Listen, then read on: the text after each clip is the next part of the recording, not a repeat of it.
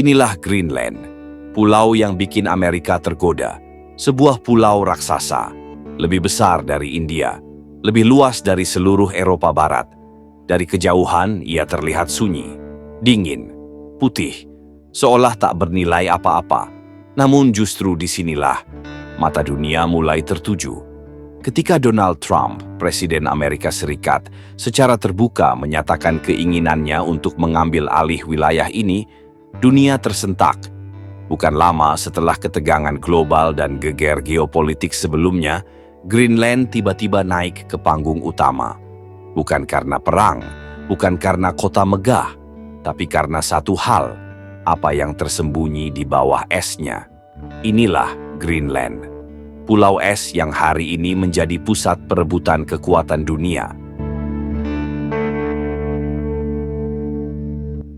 Greenland adalah pulau terbesar di dunia, terletak di antara Samudra Arktik dan Atlantik Utara. Secara geografis, ia lebih dekat ke Amerika Utara. Namun secara politik, Greenland adalah wilayah otonom di bawah kerajaan Denmark.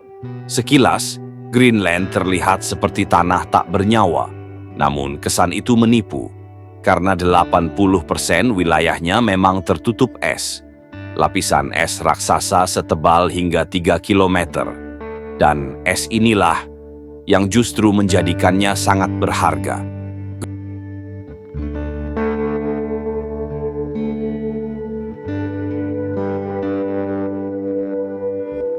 Greenland tidak kosong. Sekitar 56.000 orang hidup di sini. Mayoritas adalah suku Inuit, masyarakat yang telah bertahan ribuan tahun di salah satu iklim paling keras di bumi. Mereka hidup di pesisir, bergantung pada laut, pada ikan, udang, dan anjing salju. Di tengah pulau hampir tak ada kehidupan, hanya es dan keheningan. Namun justru keheningan inilah yang menyimpan cerita besar.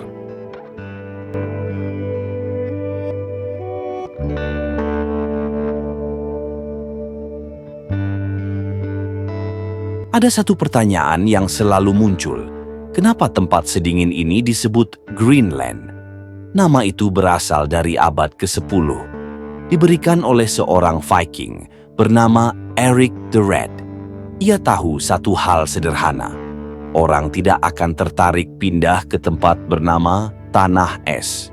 Maka ia menyebutnya Greenland, tanah hijau. Dan saat itu pesisir selatan Greenland memang lebih hijau, lebih hangat, lebih hidup. Nama itu bukan kebohongan total, tapi juga bukan seluruh kebenaran. Hari ini Greenland dikenal bukan karena hijaunya, melainkan karena esnya. Lapisan es Greenland menyimpan sekitar 10% cadangan air tawar dunia. Jika seluruh es ini mencair, permukaan laut global bisa naik hingga 7 meter. Kota-kota pesisir dunia akan terendam. Puluhan juta manusia terdampak. Greenland bukan sekadar pulau. Ia adalah saklar iklim global. Dan saklar itu mulai bergerak. Dalam beberapa dekade terakhir, es Greenland mencair lebih cepat dari perkiraan ilmuwan. Gletser runtuh. Gunung es lepas ke laut. Permukaan laut perlahan naik. Namun di balik ancaman ini, muncul peluang baru. Es yang mencair membuka apa yang selama ini terkunci. Dan dunia mulai menyadarinya. Di bawah lapisan es Greenland, tersimpan kekayaan yang luar biasa. Mineral langka, energi, dan posisi strategis yang mengubah peta geopolitik dunia. Dan disinilah, cerita Greenland berubah dari soal alam menjadi soal kekuasaan.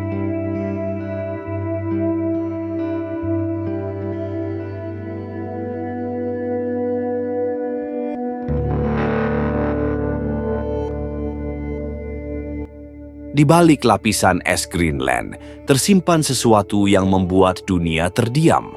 Bukan emas saja, bukan minyak semata, tapi mineral tanah jarang.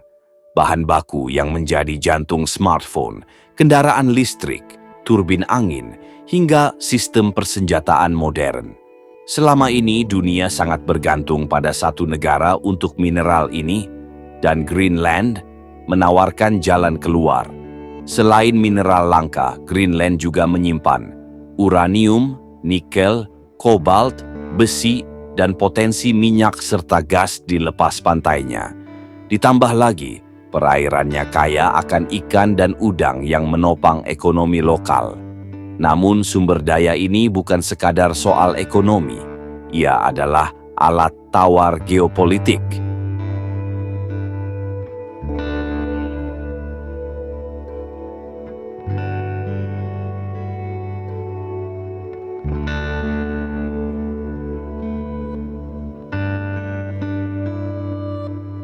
Lihatlah peta dunia. Greenland berada di antara Amerika Utara dan Eropa, di jantung kawasan Arktik. Wilayah yang kini semakin terbuka akibat mencairnya es. Rute pelayaran baru muncul, jalur militer menjadi lebih dekat, dan sistem pertahanan global bergeser ke utara. Menguasai Greenland berarti menguasai gerbang Arktik. Inilah alasan Amerika Serikat tak bisa mengalihkan pandangan.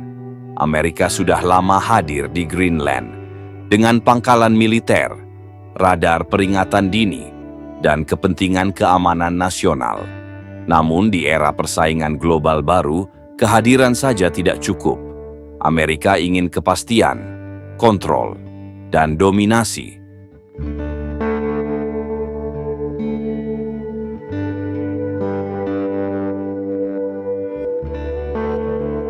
Ketika Donald Trump secara terbuka mengatakan ingin mengambil alih Greenland, dunia terkejut. Sebagian menganggapnya lelucon, sebagian menyebutnya gila. Namun satu hal jelas, pernyataan itu bukan tanpa alasan. Trump melihat Greenland bukan sebagai pulau es, melainkan sebagai aset strategis masa depan. Denmark menolak, Greenland menolak. Rakyat Greenland menegaskan, mereka bukan untuk dijual. Di satu sisi, mereka ingin mandiri dan sejahtera. Di sisi lain, mereka takut kehilangan tanah, budaya, dan alam yang rapuh. Greenland terjepit di antara kekuatan besar dunia.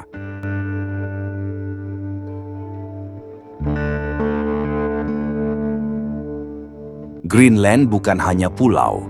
Ia adalah cermin bagaimana perubahan iklim, ambisi manusia, dan kekuasaan global bertemu di satu titik.